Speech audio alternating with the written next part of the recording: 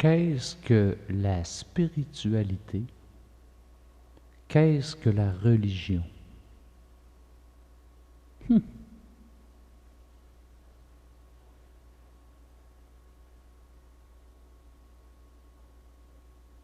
Quand j'ai ouvert la Bible la première fois, j'avais 12 ans. Et pour une raison inconnue, c'est tout comme si j'aurais reconnu ma famille.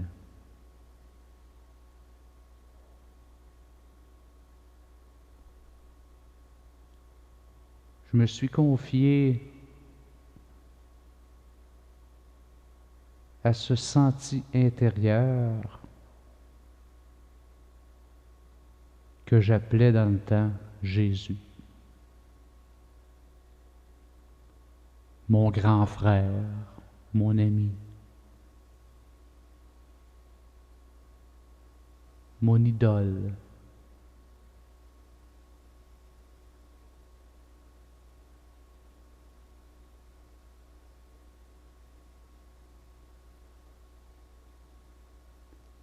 Après quelques années, vers l'âge de 18 ans, j'ai rejoint une religion des frères catholiques. On étudiait la Bible, mais eux préféraient regarder le côté noir des choses, le 666. Satan est partout. Fou, méchante gang de débiles, ça.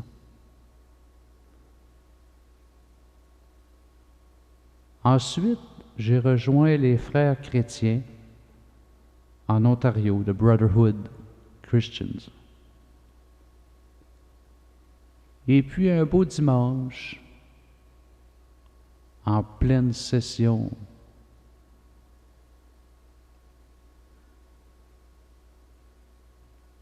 il y a une chicane qui se développe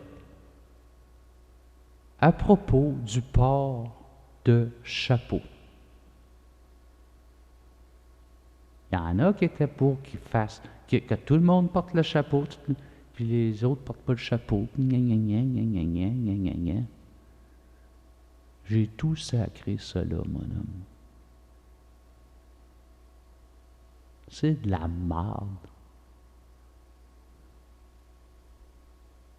Plusieurs années plus tard, j'ai rencontré une autre religion, the Apostolic Faith Church.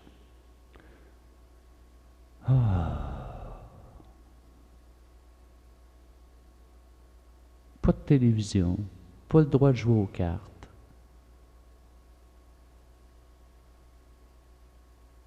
Pas de musique. Puis les entendre chialer puis broyer de même le dimanche, à s'époumoner.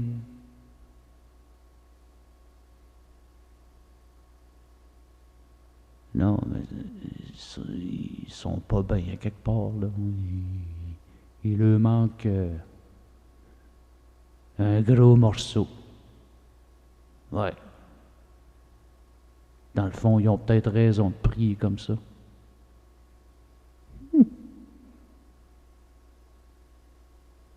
Je ne l'ai pas, ce vide-là, moi. Comprends-tu? Fait que j'ai lâché ça, cette religion de fou-là, moi.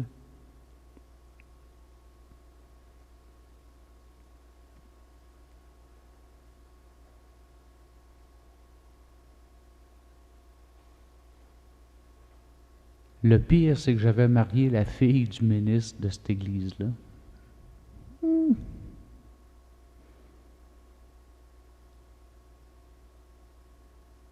Ouais.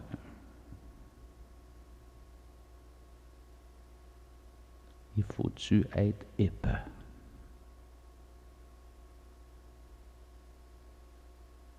Je l'aimais. En fait,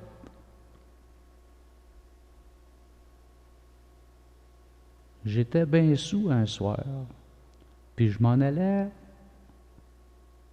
faire une grosse bêtise avec un de mes chums.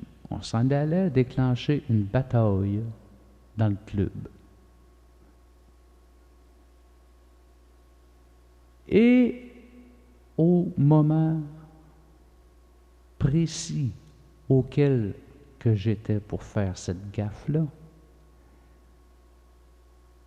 elle m'a pris par le bras et elle a tout simplement dit, en me regardant en plein dans les yeux, « Qu'est-ce que tu fais là? »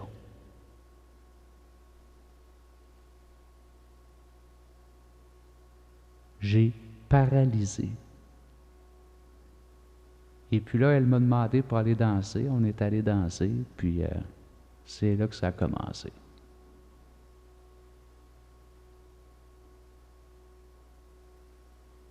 Ouais.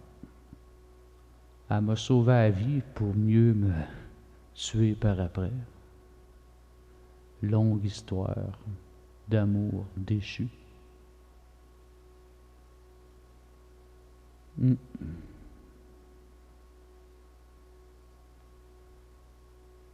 De notre union, 2 enfants que j'ai pas vu grandir.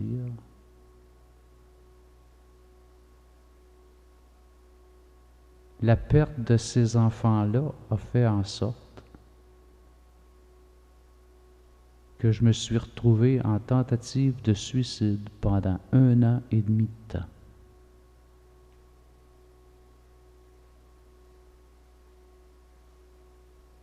Au travers les drogues, les ci, les ça. Ça n'a pas marché.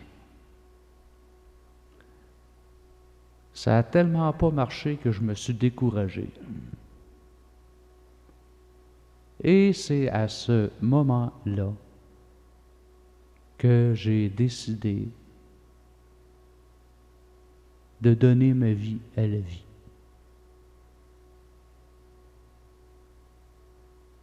Je ne voyais pas d'autre issue. Si on a le choix ou pas le choix, en tout cas, j'en voyais pas d'autre.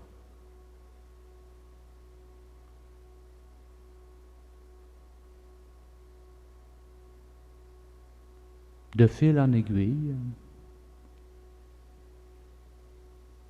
j'ai entrepris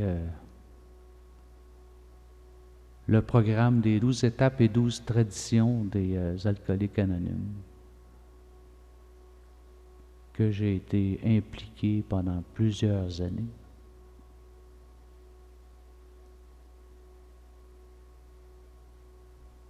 Et là, j'ai appris la méditation.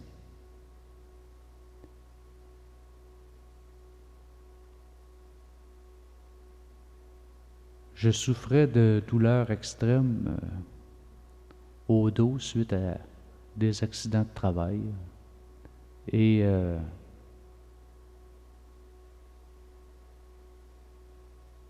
pendant que je passais la balayeuse, je me suis fait mal et je suis allé me coucher pour méditer, pour laisser passer la douleur, mais c'était trop extrême.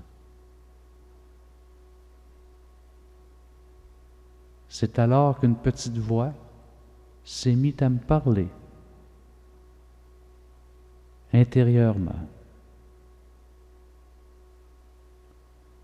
Elle me dit, « Cesse de penser à ton mal, car ton mal s'en alimente. Ignore le mal et il disparaîtra. » Calvaire! C'est ce que j'ai tenté de faire. Mais le mal prenait de plus en plus d'ampleur. Et la petite voix s'est mise à me parler encore. Je ne peux me souvenir de ce qu'elle me disait, car j'étais, si l'on peut dire, trop pris de douleur Mais elle me dit une chose, concentre-toi sur ma voix, concentre-toi sur ma voix. Et elle me parlait, elle dit, laisse faire, je vais en prendre soin de ta douleur. Et tout d'un coup, comme une grande aspiration intérieure, le mal s'est en allé, mais moi aussi. J'ai traversé de l'autre côté.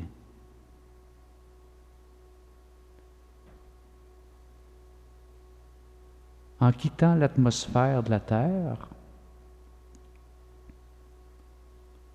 plusieurs m'ont reconnu et m'interpellaient. Mais je leur ai dit que je ne pouvais pas, je n'avais pas le temps. Je dois écouter cette voix.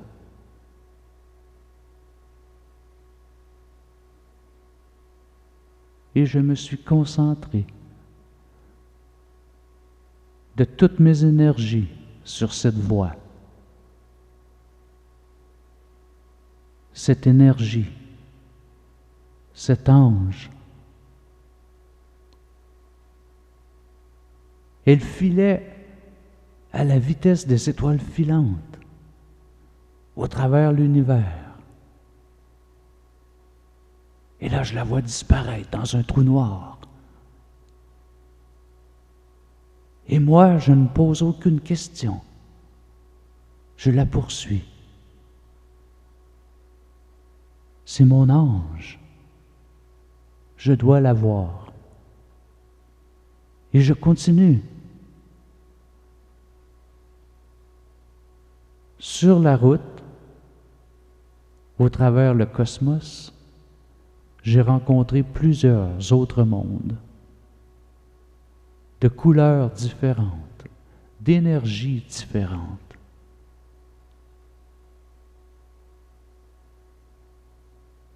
De stades de vie ou de dimensions très différentes de ce que nous pouvons vivre ici sur Terre. Tous ces mondes m'ont très impressionné, mais j'ai gardé mon focus sur cet ange et j'ai continué à la poursuivre.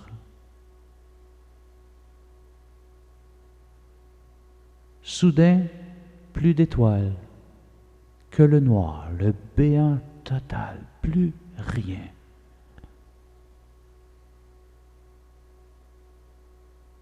Je ne peux que me fier à mon instinct intérieur profond et je me laisse diriger par ce senti.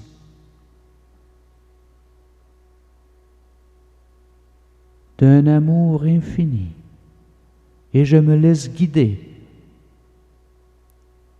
à toute allure. Et tout au loin, je perçois une lumière.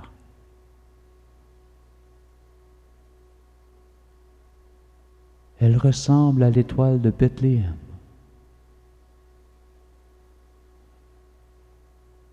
Et lorsque je m'y suis approché, c'est tout comme si un grand bras de lumière m'aurait pris dans ses bras. Et je suis entré dans cette lumière.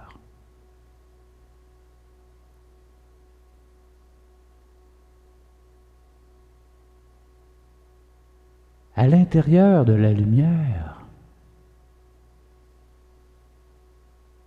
je rencontre plein de gens qui ne me sont pas inconnus, mais qui sont mécontents, me blâment pour ci, me blâment pour cela. Il y a toute une foule qui me blâme pour tous les troubles du monde. Et là, je vois apparaître mon ange.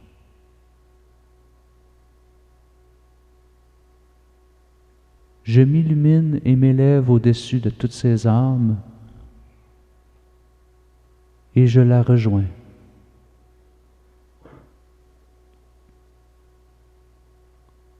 De par instinct, nous nous connaissons depuis l'éternité.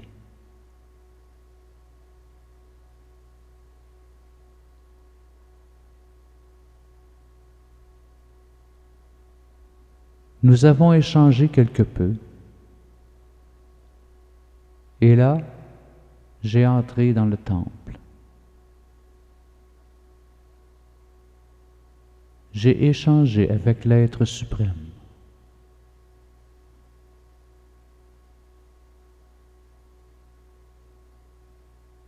Je me souviens de m'être mis en colère. Certaines choses que je n'accepte pas. Pourquoi ces âmes dehors qui crient, ce sont nos frères, nos sœurs. L'on ne peut les laisser ainsi. Et lui de me dire, il n'y a rien à faire. Eh bien, moi, j'ai dit, j'y consacrerai ma vie.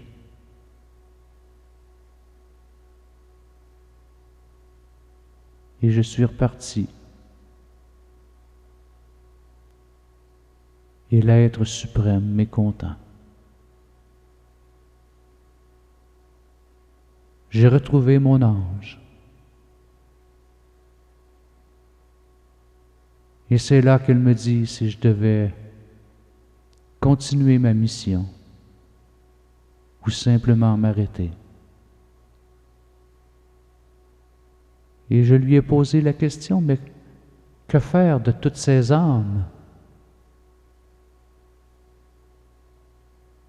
Oh, tu sais,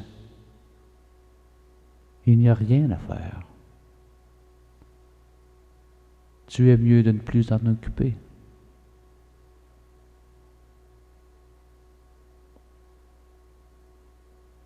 Mais moi, je ne comprenais pas. Et là, l'on m'a fait l'autre choix. De poursuivre ma mission ou de demeurer là où j'étais.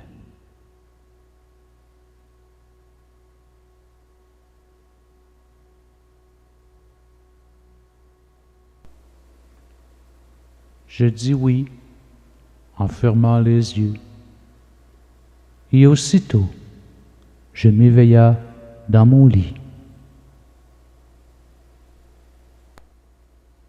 Ne comprenant à peine ce qui venait de se produire, n'était-ce qu'un rêve?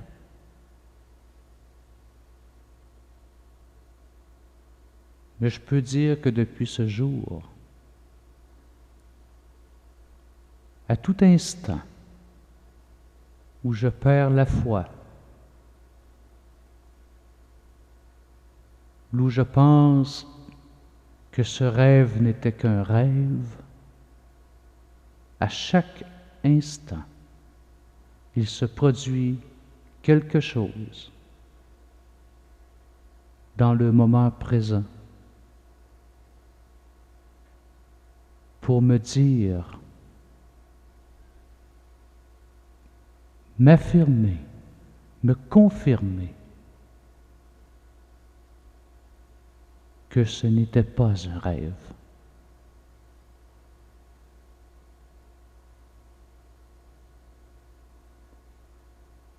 À qui dire toutes ces choses qui dépassent l'entendement humain?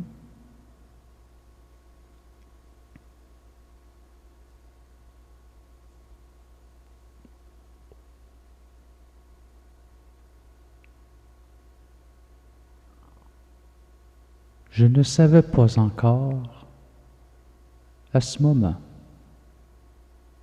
ce qui venait de se produire.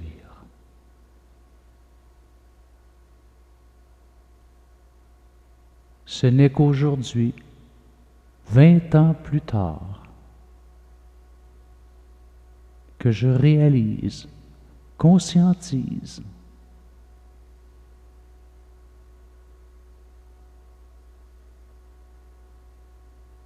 ce qui s'est produit, ce que je suis, malgré moi. Pourquoi moi?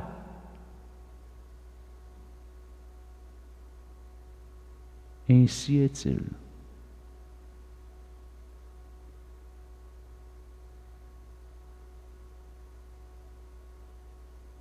Chaman, gourou, sorcier, clairvoyant, illuminé,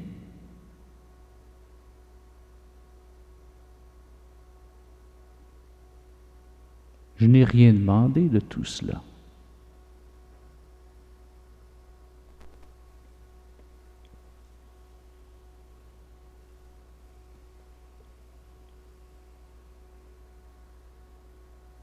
Et dire de plusieurs qui aimeraient tous ces dons.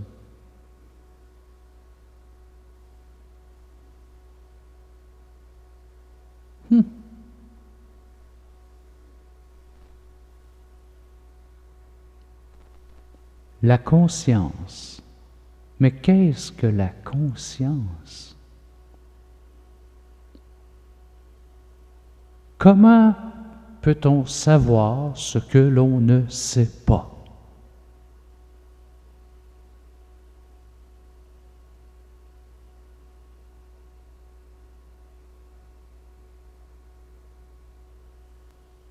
Beaucoup de choses que j'aimerais ne pas savoir.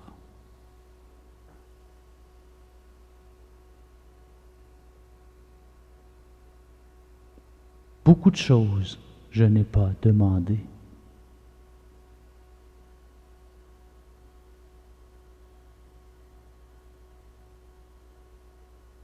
Mais je n'ai demandé qu'une chose, celle d'être. Tout simplement. Pas plus qu'un autre, mais certainement pas moins qu'un autre. Tout simplement être. Et être, c'est vivre. L'être, c'est l'âme. Et une âme ne peut être autre chose qu'amour.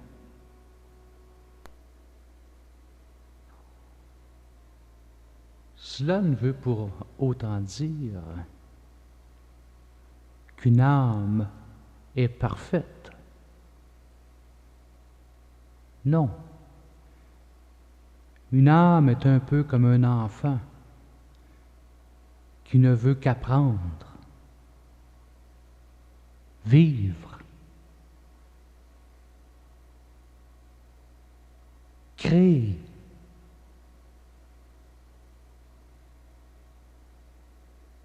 respirer,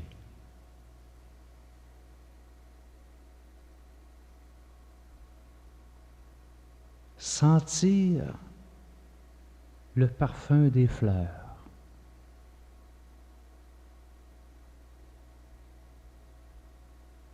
goûter l'instant du moment présent,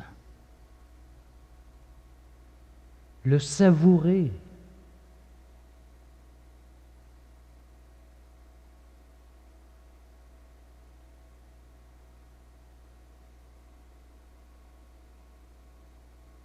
dans toutes ces petites choses de la vie,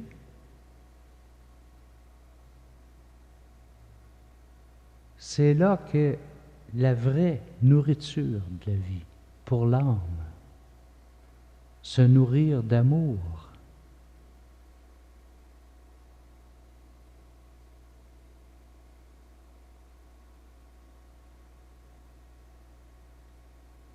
L'amour n'est quoi? On est ici pour l'apprendre.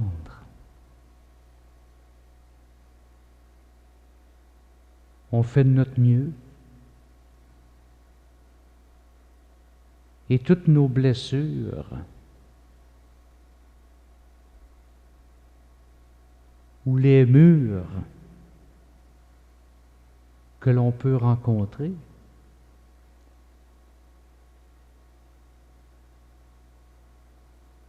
ne sont que nos propres fermetures d'esprit. Car si l'on prenait le temps de s'ouvrir les yeux et ouvrir la porte de la peur,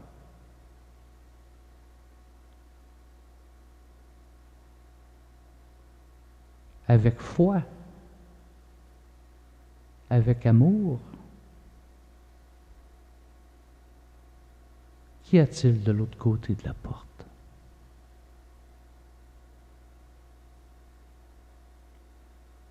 Je peux vous confirmer que c'est derrière chacune de ces portes que j'ai découvert mes plus beaux cadeaux, les plus belles grâces de la vie. Derrière les portes de nos peurs. Car qu'est-ce qu'une peur?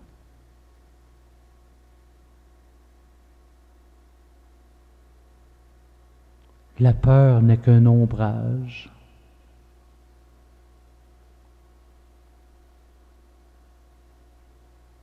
Face à la lumière.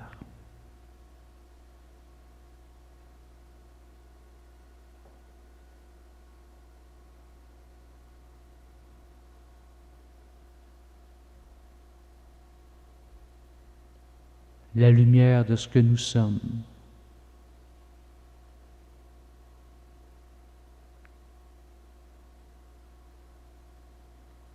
Imparfait. Cherchant à l'être.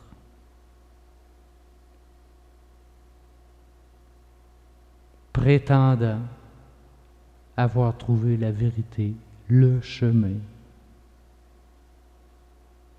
Mais non. C'est à chacun son chemin.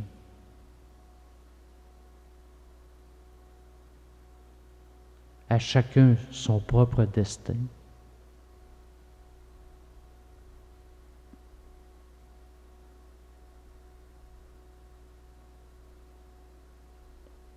Certains le choisissent, certains ne le choisissent pas.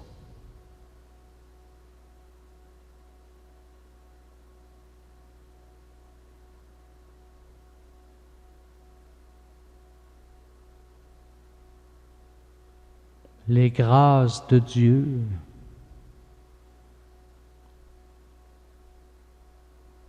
peuvent aussi être perçues comme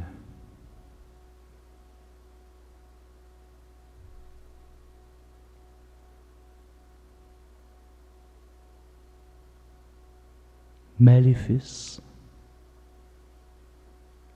un mauvais sort lancé sur soi-même par qui que ce soit.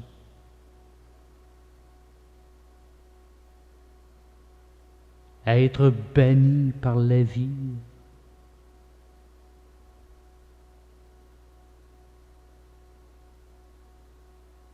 Mais c'est toujours la même grâce. C'est toujours le même amour, c'est toujours le même soleil, c'est toujours la même lumière et c'est toujours la même vérité.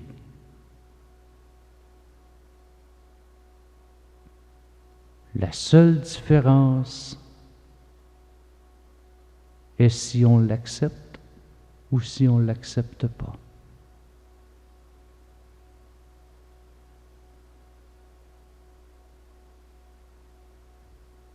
Nous sommes beaucoup plus que la simple notion du bien et du mal.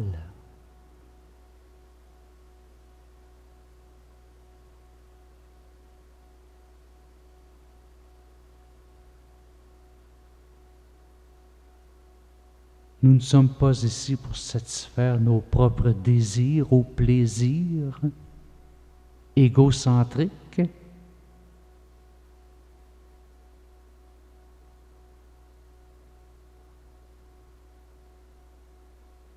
Il y a beaucoup plus que cela.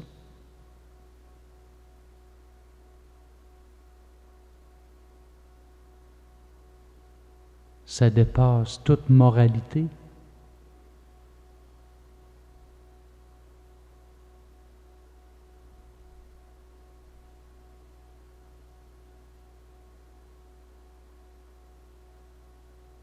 Tous prétendent avoir une grande ouverture d'esprit.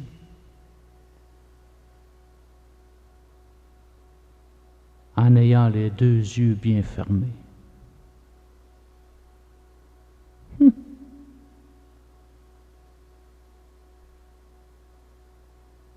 Il en est de même pour moi-même.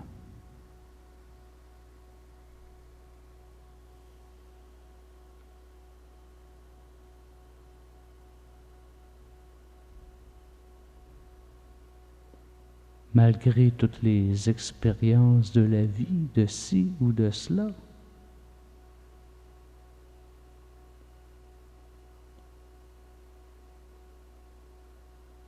Le peu de temps que nous vivons ici sur Terre,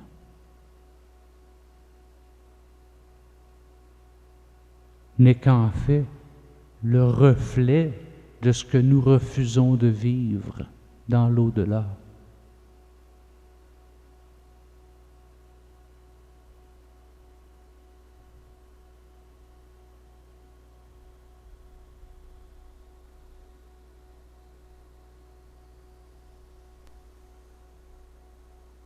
Les 10 commandements de la Bible ne sont pas des lois, mais des commandements.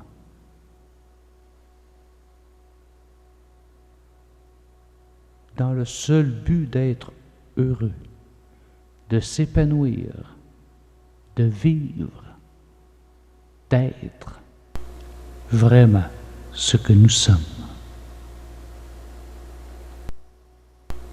Vraiment ce que nous sommes. Vraiment, vraiment ce que nous sommes. Ce que nous sommes.